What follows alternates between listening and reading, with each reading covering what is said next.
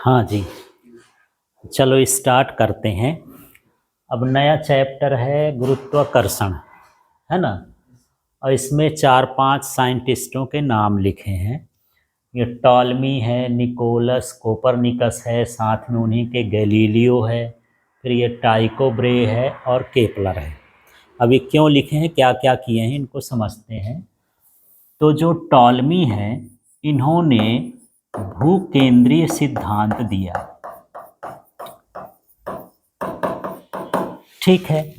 तो पहले तो इतने साधन नहीं थे, जो आदमी देखता था उसी को सच मानता था, है ना।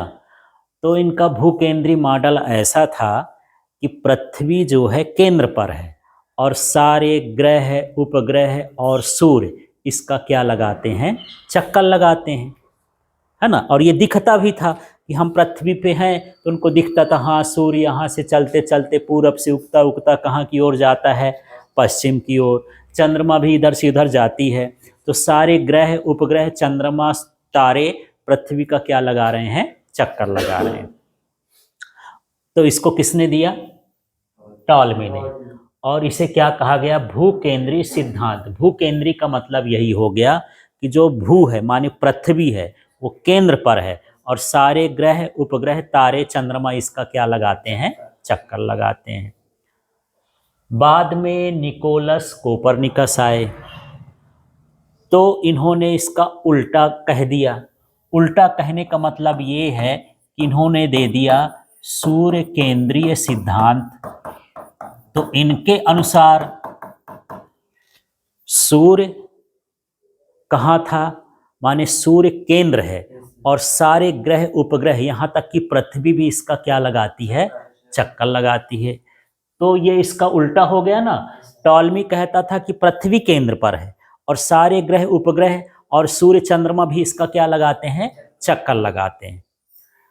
तो कुछ दिनों बाद जो निकोलस कोपरनिकस है वो भी समझा, उसका स्टडी किया और उसका स्टडी करने के बाद जो है उसने अपना सूर्य केंद्रीय सिद्धांत दिया। उसके अनुसार सूर्य केंद्र पर है और सारे ग्रह उपग्रह यहाँ तक कि पृथ्वी चंद्रमा भी ये सारा सूर्य का क्या लगाते हैं, चक्कर लगाते हैं। इसकी बात कोई माने ही ना, क्योंकि ऐसा दिखाओ भैया कहाँ सूर्य केंद्र पर है, अब कैसे चक्कर लगाते हैं। भाई धरती में है तो सूर्य तो दिखता है कि चक्कर लगाता है ना। तो कुछ वो प्रयास किया कि यार देखो क्या है कि जब आप साइकिल में बैठते हो और या कोई भी वाहन में बैठते हो तो जब आगे जाते हो तो कुछ वस्तुएं हमको कैसे दिखाई जाती हैं कि वो कहाँ जाती हैं, पीछे। तो जो सूर्य भी है वो सूर्य चल नहीं रहा है बल्कि पृथ्वी आगे चल रही है, तो सूर्य हमको कैसा दिख रहा है, पीछे जाते हुए जा रहा है। ऐसा उसको समझाने की कोशिश की है, कोई मानने को तैयार नहीं। और सब नाराज भी हुए उस पर, गुस्सा भी हुए, क्योंकि उस जमाने में पृथ्वी को सबसे बड़ा देवता माना जाता था। इस ब्रह्मांड का सबसे बड़ा देवता कौन होता था, पृथ्वी होता था। इसकी लोग पूजा करते थे और कोई इस देवता का अवहेलना करे, उसको छोटा बताए तो लोग गुस्सा होंगे कि नहीं, है ना। पृथ्वी को देवता मान रहे हैं और पृथ्वी को मान रहे थे कि पृथ्वी सबसे बड़ा देवता है, इसी के चारों तरफ सब चक्कर लगाते हैं। अब किसको देवता मान दिए, सूर्य, माने पृथ्वी से बड़ा कौन कहलाने लगा, सूर्य। तो इसका विरोध करने लगे लोग। ठीक है। तो उसमें गैलीलियो भी आ गया। गैलीलियो ने बोला कि नहीं भाई, ये जो निकोलस कोपरनिकस है सही बोल रहा है, ये सच बात है।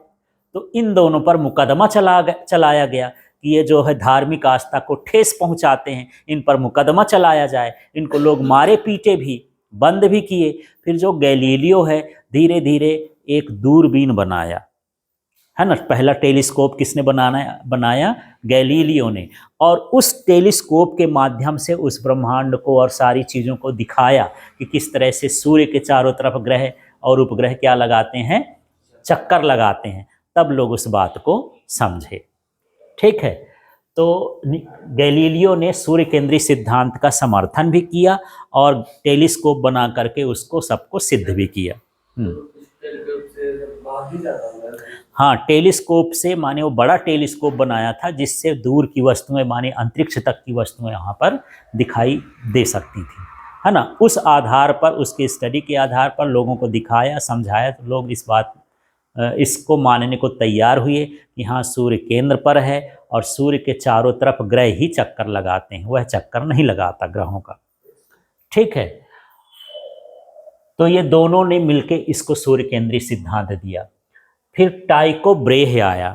तो टाइको ब्रेह पागल आदमी था, दिन को सोता था, रात को जागता था, और जागते जागते पूरा चंद्रमा तारा, वो सब कौन सा तारा है, कौन सा चंद्रमा है, कौन सा ग्रह है, सब कुछ ऐसे खुली आंखों से देखता था। कोई टेलीस्कोप वगैरह नहीं था, कोई यंत्र वंत्र नहीं था, और जो देखता था वो किताबों में अपने लिखता भी था कि हाँ आज चंद्रमा की स्थिति यहाँ पर है, शुक्र की स्थिति यहाँ पर है, मंगल की स्थिति यहाँ पर है, कल यहाँ पर है ना, परसों यहाँ पर है। इस तरह डे बाय डे वो पूरा डिटेल बनाता था, पूरी एक तरह की किताब लिख डाला उसको, है ना, पूरा आंकड़ा संग्रह किया और पूरा यही जिंदगी भर यही किया, बचपन से लेकर के पूरा लास्ट तक यही पूरा किताबों में लिखता गया। इसे देखता रहता था, दिन में सोता, लोग उसको पागल समझते थे टाइको ब्रेह को।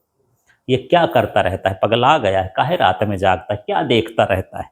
और पागल आदमी ही तो साइंटिस्ट बनता है यार।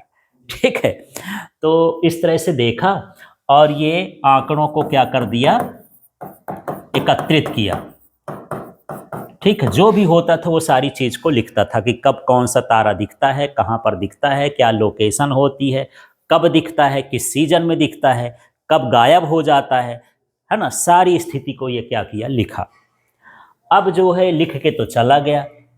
अब उसकी किताब को ये जो केपलर साइंटिस्ट आए उसको बकायदे पढ़े, टाइको ब्रेह के जो एकत्रित आंकड़े थे उसको क्या करे, पढ़े और समझे। तो इन्होंने ग्रहों की गति संबंधी 3 नियम दे दिए कि ग्रह किस प्रकार गति करते हैं, है ना। इसको समझाया किसने, केपलर ने। तो इस तरह से ये पूरी प्रोसेस हुई। तो समझ में आ गया इतना, है ना। तो टॉलमी ने कौन सा सिद्धांत दिया, इसके अनुसार क्या था, पृथ्वी केंद्र पर है, सभी ग्रह उपग्रह और तारे सूर्य इसका क्या लगाते हैं, चक्कर लगाते हैं। फिर निकोलस कोपरनिकस ने क्या बताया, सूर्य केंद्रीय सिद्धांत। तो इसके अनुसार क्या था, सूर्य केंद्र पर होता है और सारे ग्रह इसके क्या लगाते हैं, चक्कर लगाते हैं। इसका विरोध हुआ कि नहीं हुआ, विरोध हुआ, है ना। इसका विरोध हुआ, क्यों हुआ, क्योंकि पृथ्वी उस समय माने इस धरती पर सबसे बड़ी देवता मानी जाती थी, उसकी आस्था पर ठेस पहुंचा। फिर इसका समर्थन किसने किया, गैलीलियो ने। इस समर्थन को प्रूव करने के लिए इसने क्या किया, टेलीस्कोप बनाया और टेलीस्कोप से लोगों को दिखाया। फिर लोग इसको मानने लगे कि नहीं, सूर्य ही सबसे बड़ा है इस सौर मंडल में। इसके बाद टाइको ब्रेह ने क्या किया, हाँ, खुली आंखों से रात भर जो है और सुबह तक माने पूरी रात जागता था, उनकी तारों ग्रहों की स्थिति को, उपग्रहों की स्थिति को देखता था, उन आंकड़ों को इकट्ठा करता था, कितने बजे क्या क्या हुआ, कहाँ स्थिति थी, ये सारी चीज़ें। फिर उन आंकड़ों को किसने पढ़ा, केपलर ने। और केपलर ने ये समझाया कि ग्रह सूर्य के चारों ओर किस प्रकार गति करते हैं, क्या स्थिति होती है, वो सारा कुछ किसने दिया, केपलर ने। अब केपलर के ग्रहों के गति संबंधी नियम को समझते हैं। ठीक है।